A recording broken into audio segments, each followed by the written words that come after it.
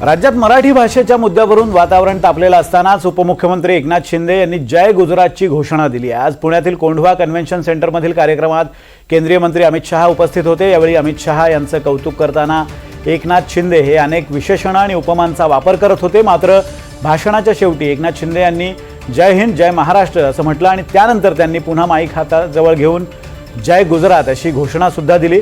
एकनाथ शिंदे यांच्या गुजरातच्या उल्लेखावरून प्रचंड मोठा राजकीय वादंग निर्माण होण्याची शक्यता आहे।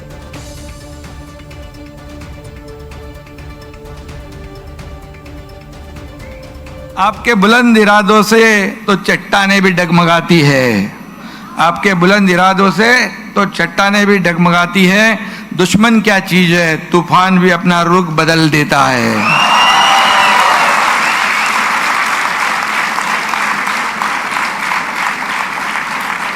आपके आने से यहाँ की हवा का नूर बदल जाता है, आपके आने से यहाँ की हवा का नूर बदल जाता है।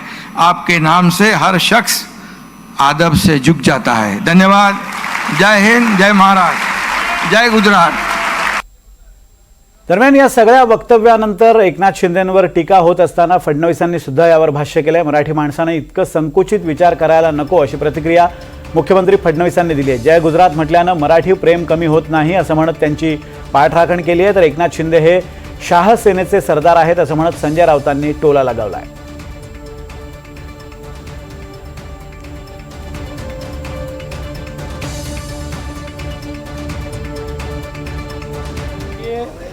मैं याद दिलाना चाहता हूं, इससे पहले भी चिकोड़ी में जिस समय छत्रपति शिवाजी महाराज के प्रतिमा का अनावरण हो रहा था, उस समय आदरणीय शरद पवार जी ने जय महाराष्ट्र जय कर्नाटक कहा था।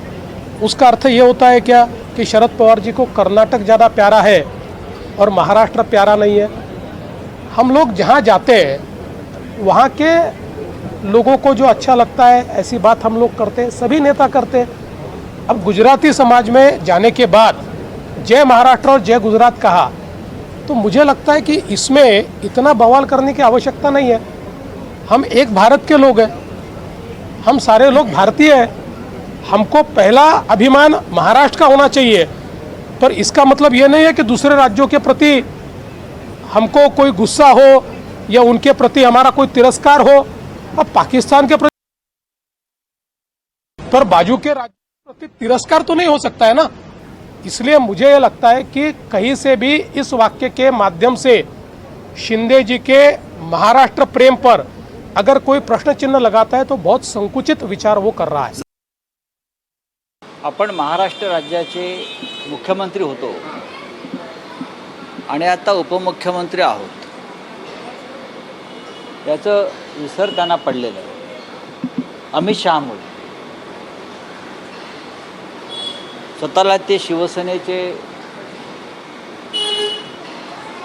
काय म्हणतात ते प्रमुख नेते वगैरे मानतात, पण ती शिवसेना नसून त्यांची शहा सेना आहे आणि त्याच्यामुळे त्या शहा सेनेच्या संहितेत जागून त्यांच्या पक्षाचे प्रमुख अमित शहा त्यांच्यासमोर त्यांनी अशा प्रकारची लाचारी पत्करली असेल। आणि या सगळ्या वक्तव्यावरून आता राजकीय प्रतिक्रिया उमटतायत। आपल्यासोबत मनसेचे नेते मनोज चव्हाण आहेत। मनोज चव्हाण यांच्याकडून आपण जाणून घेऊयात की त्यांचं मत या सगळ्याबद्दल काय आहे। मनोज चव्हाण, आपलं या बुलेटिनमध्ये स्वागत आहे। एकनाथ शिंदे यांनी काय वक्तव्य केले हे तुम्ही पाहिलंच आहे, ऐकलं असेलच। यावर मनसेची प्रतिक्रिया काय, तुमची प्रतिक्रिया काय?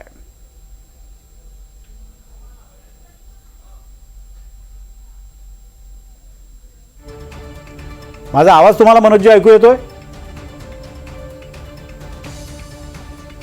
मनोज चव्हाण यांच्यापर्यंत आपला आवाज ऐकू जात नाही आहे। आपण पुन्हा एकदा त्यांच्याशी संपर्क साधणार आहोत। दरम्यान शहांचं कौतुक करताना शिंदेंनी जय गुजरात अशी घोषणा केली आणि त्यामुळे राजकीय वर्तुळात एकनाथ शिंदे यांच्यावर टीका होऊ लागली आहे। दुसरीकडे एकनाथ शिंदेंच्या याच विधानावरून जितेंद्र आव्हाड आणि नाना पटोलेंनी सुद्धा त्यांना डिवचलंय।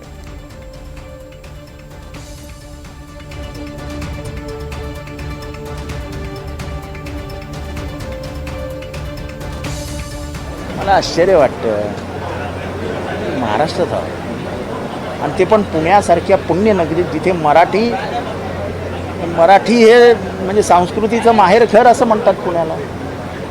काय करतोय आपण? काय कुठल्या दिशेला चाललो होतो आपण? कुठल्या दिशेला? आता मला म्हणजे हे जोक म्हणून घ्या, ह्युमर म्हणून घ्या. शिंदे साहेब भेटल्यावरती आता काय म्हणायचं? कसे आहात शिंदे साहेब? केम छो शिंदे साहेब? सारू छे ने. जो प्रश्न आपण लोकांनी उपस्थित या ठिकाणी केला की राज्याचे उपमुख्यमंत्री एकनाथ शिंदे यांनी पुण्यामध्ये जय गुजरात असा नारा दिला, तर खऱ्या अर्थानं या सरकारचं वास्तविकपणा महाराष्ट्राच्या मायभूमीबद्दल आणि भाषेबद्दल या सरकारचं मत काय हे आता स्पष्ट झालेलं आहे. हे सगळेजण वॉशिंग मशीनमध्ये गुजरातच्या धुतले गेलेले आहेत. तर विरोधकांकडून या मुद्द्यावरून टीका होत असतानाच दुसरीकडे शिंदे गटातून सुद्धा या मुद्द्यावर नाराजी व्यक्त होऊ लागले. एकनाथ शिंदे हे जय गुजरात का म्हणाले याबद्दल माहिती नाही, पण हे मला आवडलं नाही अशा रोखठोक शब्दात रामदास कदम यांनी त्यांना सुनावलंय. तर ज्या समाजाच्या कार्यक्रमात जातो तिथे अशा प्रकारे बोललं जातं असं म्हणत उदय सामंतांनी मात्र या मुद्द्याचं समर्थन केलंय. सगळा घालवला मराठी माणूस. कुणी घालवला? उद्धव ठाकरेंनीच ना. महानगरपालिका त्यावेळेस होती ना. हे बाप कोणाचं आहे? मग राज ठाकरे तुम्हाला हे कळत नाही? ज्यांनी मुंबईतून माझा सगळा मराठी माणूस हद्दभाव केला, करायला लावला, आणि आज मुंबईमध्ये बिल्डिंगवरती बोर्ड लागत आहेत, नॉनव्हेज खाणाऱ्या माणसाला फ्लॅट इथं घेता येणार नाही म्हणून. आता एकनाथ शिंदे जय गुजरात का म्हटले मला माहिती नाही, मग त्यावरती मला बोलायचं नाही, पण मला ते आवडलं नाही. जय महाराष्ट्र आणि जय गुजराती एकनाथ शिंदे साहेब बोलले. हा पक्षाचा मेळावा होता का? शिवसेनेचा? नाही. हा सरकारी कार्यक्रम होता का? नाही. एका गुजराती समाजाच्या कार्यक्रमाला माननीय एकनाथ शिंदे साहेब गेले होते. आणि तुम्ही आम्ही जरी विचार केला तरी आपण एखाद्या जिल्ह्यामध्ये ज्यावेळी जातो, एखाद्या कार्यक्रमाला जातो, एखाद्या कार्यक्रमाला आपण जेव्हा माणूस बोलवतो आणि त्याचं जर योग्य असेल तर आपण त्याचं कौतुक करतो. त्याच भावनेतनं जय हिंद पहिल्यांदा म्हणाले, जय महाराष्ट्र म्हणाले, आणि त्या समूहाच्या कार्यक्रमाला गेले असल्यामुळं जय गुजराती म्हणाले. आजच्या दिवसभरात एकनाथ शिंदे यांच्या या वक्तव्यावरून रान पेटलेलं असतानाच त्यापूर्वी काही वेळ सुशील केडिया नावाच्या एका गुंतवणूकदारांनी सुद्धा एक वक्तव्य केलं आणि त्यांनी थेट राज ठाकरेंना आव्हान दिलंय. राज ठाकरेंना टॅग करत त्यांनी ट्विट केलंय, 30 वर्ष मुंबईत राहूनही मला मराठी फारशी कळत नाही असं केडिया म्हणतात. आता तुमच्या वाईट वागणुकीमुळे मी असा निश्चय केलाय की जोपर्यंत तुमच्यासारख्या लोकांना मराठी माणसाची काळजी घेण्याचं नाटक करण्याची परवानगी मिळते तोपर्यंत मी मराठी शिकणार नाही. क्या करना है बोल अशा शब्दात त्यानं थेट सवाल सुशील केडिया यांनी राज ठाकरेंना केला आहे. सुशील केडिया यांनी ट्विट काय केलं आपण अगोदर पाहूयात. मुंबईत 30 वर्ष राहून मला मराठी नीट येत नाही, त्यामुळे तुमच्या वाईट वागणुकीमुळे मी असा निश्चय केलाय की जोपर्यंत तुम्ही लोकांसमोर मराठी माणसांची काळजी घेण्याचं नाटक कराल तोपर्यंत मी प्रतिज्ञा घेतो की मी मराठी शिकणार नाही. काय करायचं बोल अशा शब्दात सुशील केडिया यांनी थेट राज ठाकरेंना आव्हान दिलंय. दरम्यान फडणवीसांनी यावर काय प्रतिक्रिया दिली आपण पाहूयात.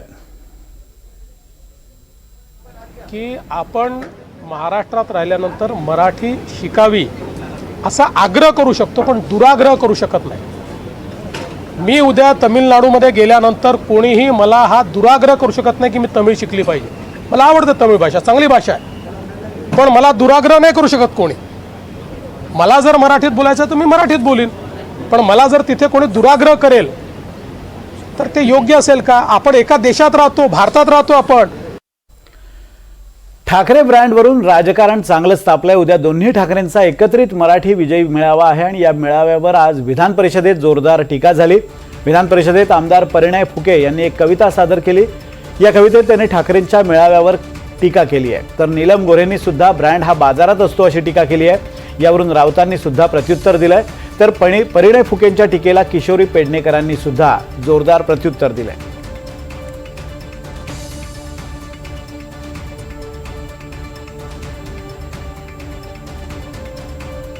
वाटतं की त्यांच्यावर काही मी भाष्य करणार नाही. त्यांचा जो आनंदाचा उद्याचा दिवस आहे तेवढा आनंद त्यांनी जरूर साजरा करावा. पण मुळामध्ये ब्रँड हा जो शब्द आहे तो आपण बाजारपेठेतल्या एखाद्या उत्पादनाला वापरतो. राजकारणामध्ये चैतन्य निर्माण करणं असं जे आहे ते शेवटी नेतृत्वावरती अवलंबून असतं. त्यामुळे काही गोष्टींची उत्तरं काळ देईल, परंतु माननीय एकनाथजी शिंदे यांच्या नेतृत्वाखालची जी शिवसेना आहे त्यांनी सभेच्या निवडणुकीमध्ये स्वतःची मोहर विधानसभेत ज्या प्रकारे 60 आमदार निवडून आणून व्यक्त केलेली आहे, तो त्याला विरोध करणं म्हणजे कुठेतरी मराठी जनतेचा विश्वास जो आहे तो चुकीचा होता असं म्हटल्यासारखं होईल, याची जाणीव त्यांनी ठेवावी. आता अलीकडे सतत ठाकरे ब्रँडचा उल्लेख होतोय, विशेषतः विधानसभा निवडणुकीतल्या पराभवानंतर ठाकरे ब्रँड हा चर्चेत आहे. ठाकरे ब्रँड संपवून दिला जाणार नाही वगैरे वगैरे अशी स्टेटमेंट होत आहेत. त्यावर नीलम गोरेंचं असं म्हणणं सोडून द्या रे, कोणाचं नाव येईल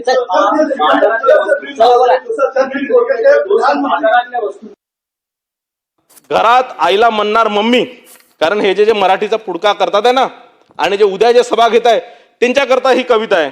घरात आईला म्हणतात मम्मी, मोर्चामध्ये जाणार आम्ही, कॉन्व्हेंटमध्ये घेणार शिक्षण, मराठीचं करणार रक्षण, सुट्टीसाठी आहे युरोप, दुसऱ्यांवर करणार आरोप, सत्तेसाठी वेगळे झालो, सत्तेसाठीच एकत्रित आलो, लाथाडलेले जनतेने काय करतील कोण जाणे, हिंदुत्वाचे कधी दुकान, कधी प्यारी टिपू सुलतान, कास मराठीची धरली, निवडणुकीत केमछो वरली, धारावीत दाखवली रुबाब, लुंगी बहादूर छोटे नवाब, भारतभर 12 बार चिंध्या, एक ना धड, अस्तित्वाची धडपड, बुडा खालून गेल्या खुर्च्या, म्हणून मराठीचा मोर्चा, मोडीत कधीच निघाला ब्रँड, मोडीत कधीच निघाला ब्रँड, चाऊभाऊने वाजल्या बँड.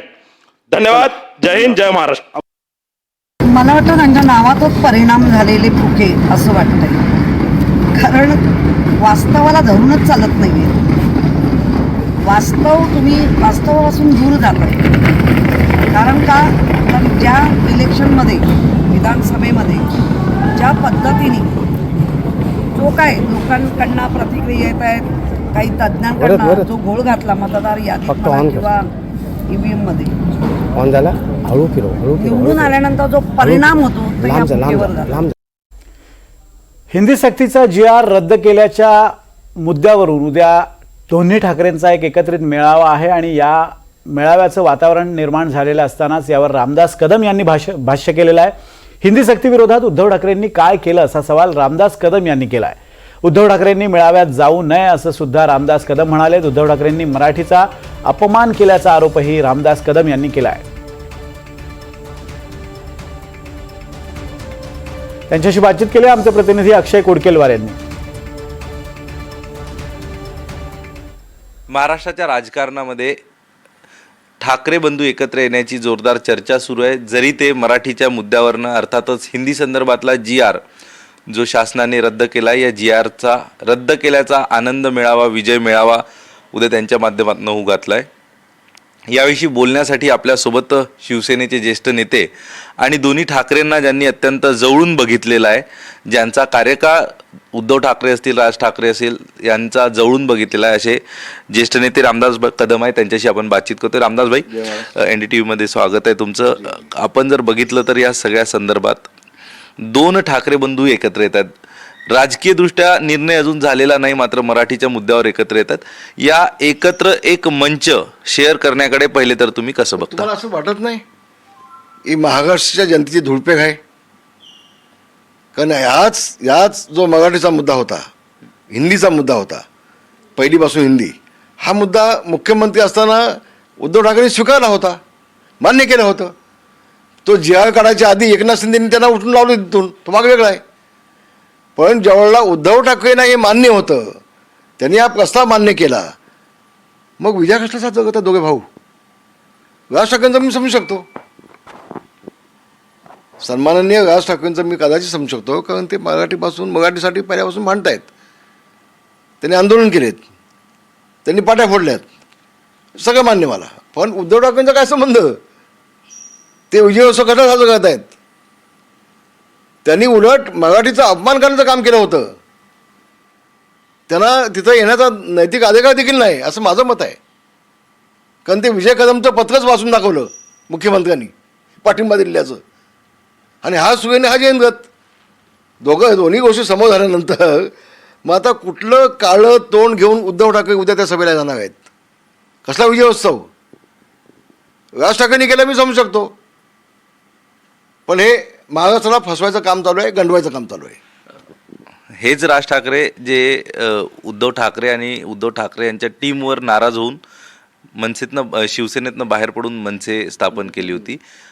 राज ठाकरेंनी 2017मध्ये राज ठाकरेंनी जाहीर सांगितलेलं आहे की 2017मध्ये देखील राज ठाकरे यांनी एकदा एकत्र येण्याचा प्रस्ताव दिला होता. तेव्हा उद्धव ठाकरे एकत्र गेले नाहीत.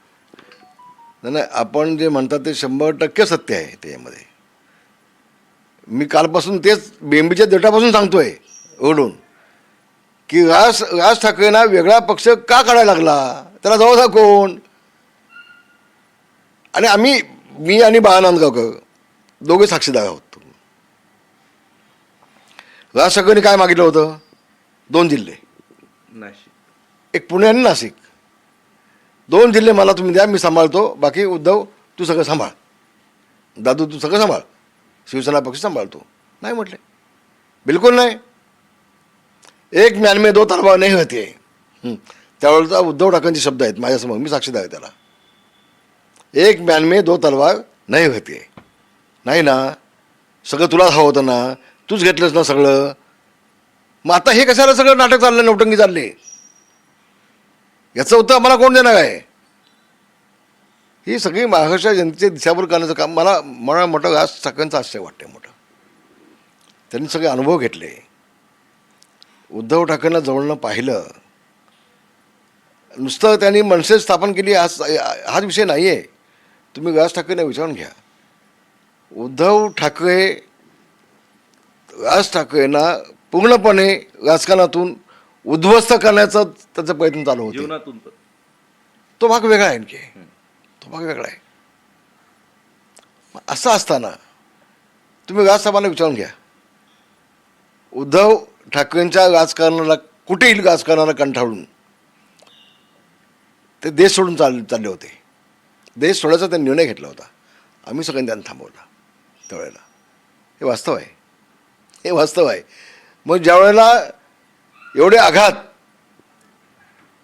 तुम्हाला उद्ध्वस्त करण्याचा प्रयत्न केलेला असताना देखील त्या माणसाला तुम्ही सोबत घेऊन कसला जल्लोष करताय, कसला उत्सव साजरा करताय? तुम्ही मराठी माणसाला का फसवताय? महाराष्ट्राला का फसवताय?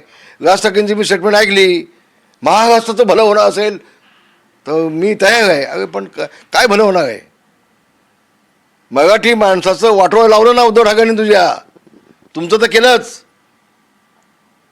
मुंबई महानगरपालिकेवरती डोळा ठेवून उद्धव ठाकरे हा राज ठाकरे समोर कटोळे घेऊन भीक मागतोय. बाबा ये, बाबा ये माझ्यासोबत, बाबा ये. आता काय बाबा,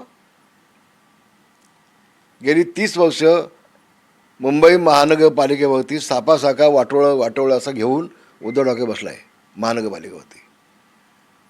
30 वर्षाच्या आधी मुंबईमध्ये मराठी माणूस किती होता आणि आज किती आहे घ्या माहिती. आपण जर बघितलं भाई तर 30 वर्षाच्या आधी मुंबईमध्ये मराठी माणूस 50% होता, आज 12% आहे.